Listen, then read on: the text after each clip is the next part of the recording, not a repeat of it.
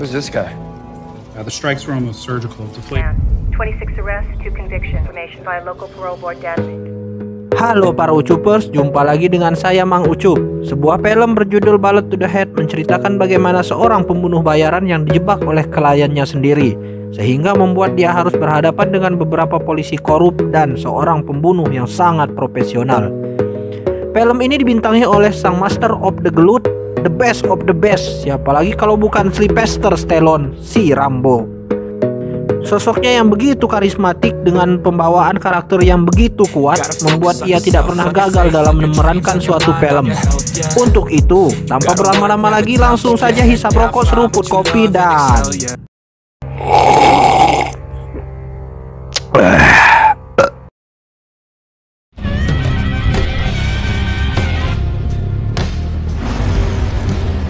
di awal film kita akan diperlihatkan sang tokoh utama kita, yaitu Jimmy Bobo, yang selanjutnya akan kita panggil Om John, dan rekannya yang bernama Lois. Mereka berdua sedang menuju ke tempat pijit plus-plus guna untuk membunuh seseorang, yaitu seorang mantan polisi korup yang bernama Hank Greeley. Di dalam kamar hotel terlihat Hank Greeley sedang berpesta narkoba. Dia ditemani oleh seorang wanita penggrepek yang pada saat itu si wanita sedang mandi. Tak lama kemudian Om John tiba di lokasi. Dia menyamar menjadi seorang polisi, dan tanpa banyak bacot, Lois langsung menembak Greeley sampai jatuh tersungkur. Kemudian Om John menggeledah kamar itu, dan dia menemukan si wanita yang sedang mandi itu. Di sini Om John dibuat bingung, karena selama ini dia memiliki prinsip untuk tidak membunuh wanita dan anak-anak. Namun apabila dia biarkan hidup, maka si wanita itu bisa saja menjadi saksi atas kematian si Greeley tadi.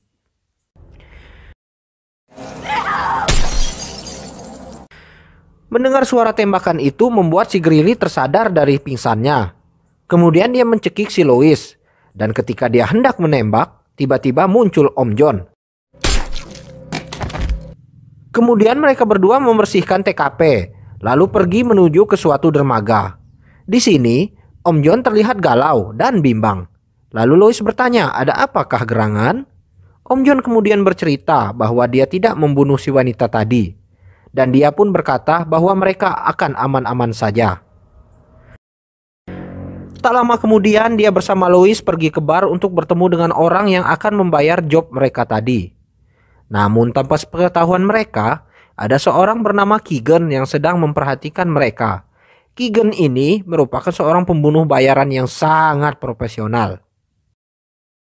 Saat sedang menunggu itu, Om John pergi ke toilet karena dia kebelet pipis. Dan saat Lois sedang sendiri itu, tiba-tiba saja Keegan menghampirinya lalu menghunuskan pisau.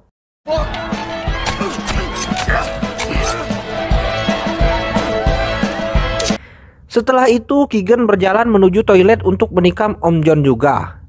Namun dengan pengalaman sebagai Rambo, ditambah lagi pengalaman sebagai Rocky Balboa, lalu pernah juga menjadi seorang kobra, tentu saja insting Om John sudah sangat tajam. Kemudian terjadilah pergelutan di dalam toilet itu.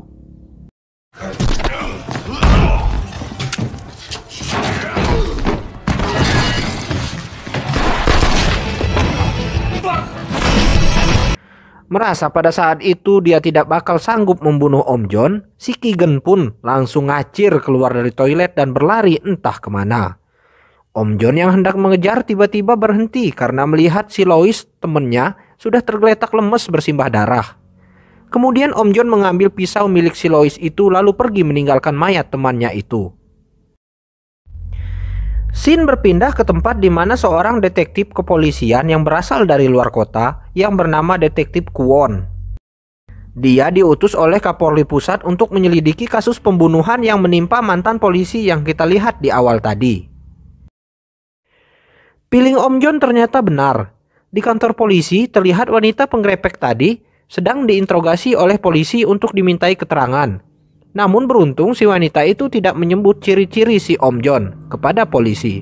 Entahlah, karena dia takut atau karena dia ingin balas budi karena tidak dibunuh oleh Om John tadi. Lalu Detektif Kwon menuju ke kamar jenazah. Di sana dia melihat jenazah Hank Greeley dan jenazah Lois yang sedang diautopsi. Merasa curiga, akhirnya Kwon meminta seseorang untuk menyelidiki data dan info daftar teman si Lois. Dan tak butuh waktu lama, Kwon menemukan data Om John yang merupakan teman si Lois.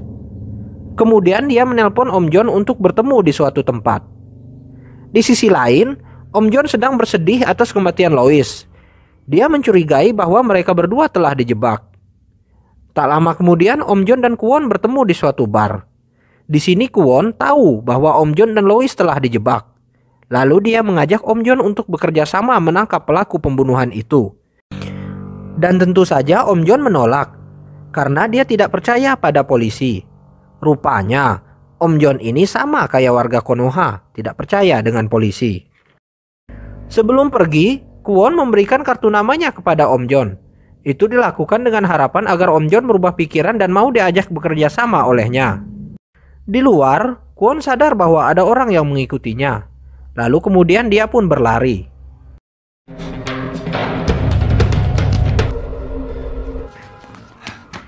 Di sini Kwon berhasil menembak salah satu dari mereka.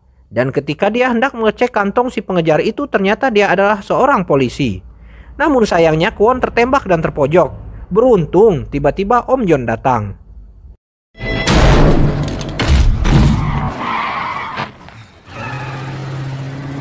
Di dalam mobil, mereka berdua saling menodongkan pistol.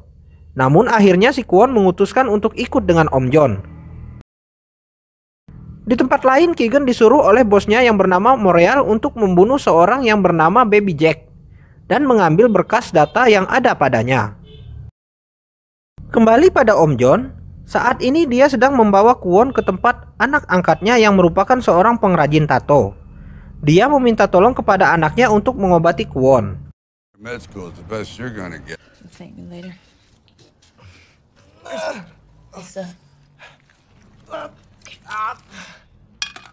Scene pun kembali kepada Keegan yang saat ini telah sampai di tempat Baby Jack berada.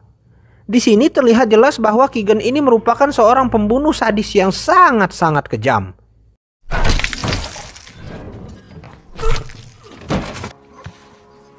Setelah mengambil berkas yang dimaksud, Keegan kembali membabat habis seluruh anak buah Baby Jack tanpa sisa satupun. Benar-benar sadis. Kembali pada Om John dan Kwon, setelah selesai diobati, Kwon menelpon seorang agennya untuk memeriksa data seorang yang bernama Ronnie. Setelah data dan tempat diketahui, Om John dan Lois segera menuju ke tempat Ronnie berada. Lalu sesampainya di sana, Om John menyuruh Kwon untuk menunggu di mobil. Lalu Om John masuk ke dalam tempat pemandian, di mana di sana ada seorang Ronnie yang sedang dipijit oleh seorang wanita. Om John pun menyuruh wanita itu untuk duduk dan diam saja. Dan setelah itu dia mendekati si Ronnie. Bro, what about the client? Here's from a guy who hears from a guy. That client took him out. Good idea. What'd you get? Ternyata peluru itu telah diambil oleh Om John. Dan Om John pun akan menembak si Ronnie. Namun ternyata peluru di pistolnya juga sudah dilepas oleh si Kwon. Aduh, Kwon ini goblok. Lalu terjadilah pergelutan brutal. Dan tentu saja, Ronnie bukanlah lawan yang sepadan bagi Om John. Kemudian Om John menembak Ronnie dengan pistol milik Ronnie itu sendiri.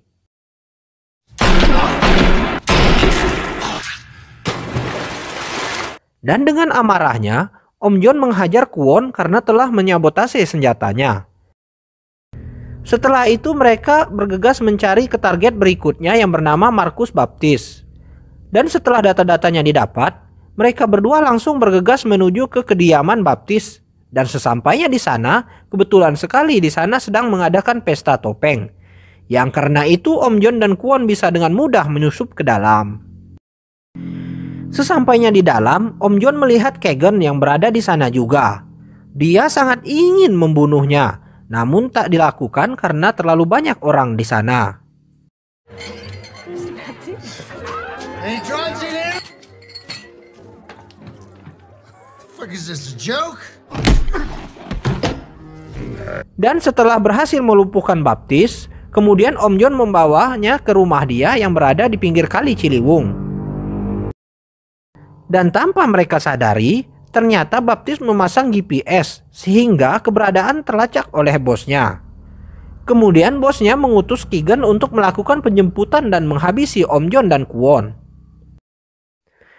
Sesampainya di rumah, Om John menginterogasi Baptis dengan cara yang brutal, sehingga Baptis ketakutan dan mengakui bahwa ia sengaja menjebak Om John dan Lois untuk menutupi kejahatannya. Lalu Baptis menyerahkan flash disk yang berisi seluruh data-data kejahatan yang telah dilakukan oleh Henry Lee.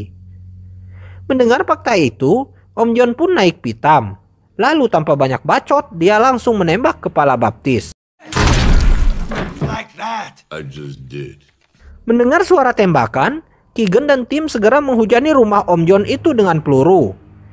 Beruntung Om John jago berenang dan mereka berdua pun berhasil menjauh dari rumah itu.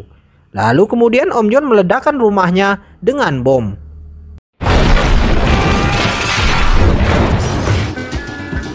Lalu setelah lolos dari maut, Om John dan Kwon bergegas ke rumah Lisa untuk ngecek isi flash disk tadi. Politicians? Money transfers.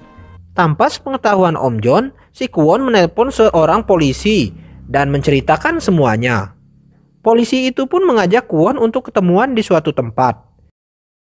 Setibanya di tempat pertemuan, si Kwon disuruh masuk ke dalam mobil dan dia menceritakan semuanya. Namun tiba-tiba, Told you to go home. ya, ternyata polisi itu adalah kaki tangannya bosnya si Keegan. Dan beruntung, Om John muncul di waktu yang tepat. Dia berhasil menembak mati polisi jahat itu. Scene berpindah ke rumah Lisa. Ternyata di situ terlihat Keegan berkunjung ke sana. Dan ternyata si Keegan ini mendapat tugas dari bosnya untuk menangkap Lisa.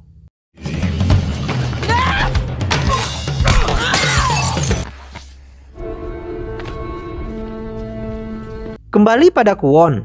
Di perjalanan Om John ditelepon oleh si bosnya Keegan dan meminta Om John untuk menyerahkan flash disk itu. Si bos mengancam apabila Om John bertindak gegabah, maka keselamatan Lisa akan terancam.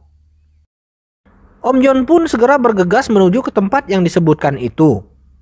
Singkat kata, Om John tiba di tempat itu. Lalu kemudian dia segera bertemu dengan bosnya si Keegan. Dan setelah melakukan pertukaran, si bosnya Keegan ini membebaskan Om John dan Lisa begitu saja. Melihat itu si Keegan pun marah karena dia merasa direndahkan.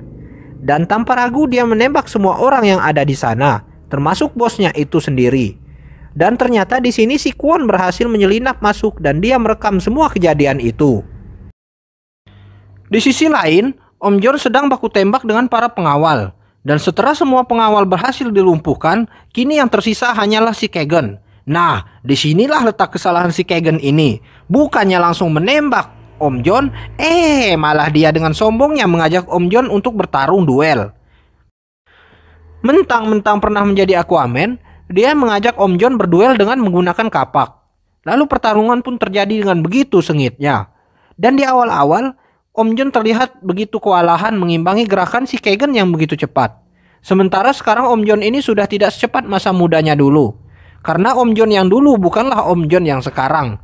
Sekarang ini tubuh Om John sudah terkena berbagai penyakit mulai dari asam urat, pegel linu, sakit pinggang, sampai ke nyeri otot dia derita. Namun lagi-lagi pengalaman menjadi pembeda. Ketika terlihat sedikit celah, Om John langsung melakukan ini.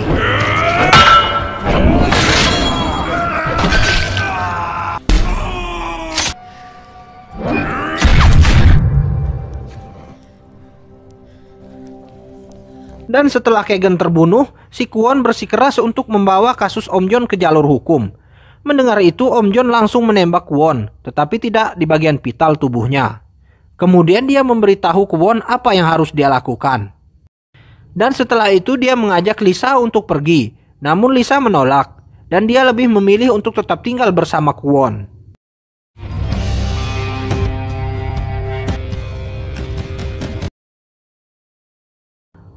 Lalu film pun ditutup dengan scene di mana Kwon mengajak Om John untuk ketemuan. Dan si Kwon bercerita bahwa saat ini dia sedang dekat dengan Lisa dan sepertinya dia akan menikahinya. Tak lupa juga Kwon berkata bahwa dia tidak akan menangkap Om John atas kejahatan masa lalunya. Namun, apabila Om John kembali melakukan kejahatan, dia tidak akan segan-segan untuk menangkapnya. Dan dengan tertawa Om John berkata bahwa itu tidak akan pernah terjadi. Lalu Om John pun pulang dengan menggunakan mobil mewah yang baru saja ia beli secara cash tanpa kredit. Tamat. Pesan yang bisa kita ambil dari film ini adalah bahwa di negara manapun selalu saja ada oknum polisi yang korup. Untuk itu, hindari segala perbuatan yang bisa membuat Anda berurusan dengan polisi. Itu kira-kira. Sekian dari Mang Ucup. Apabila kualitas audio Mang Ucup sangat jelek, mohon dimaafkan. Maklumlah, Mang Ucup ini masih kurang modal. Makanya, tolong tonton terus video Mang Ucup, lalu tinggalkan subscribe, like, and comment di channel Mang Ucup agar cepat berhasil dan Mang Ucup bisa membeli alat-alat yang lebih canggih lagi. Gitu kira-kira. Terima kasih. Wassalamualaikum warahmatullahi wabarakatuh.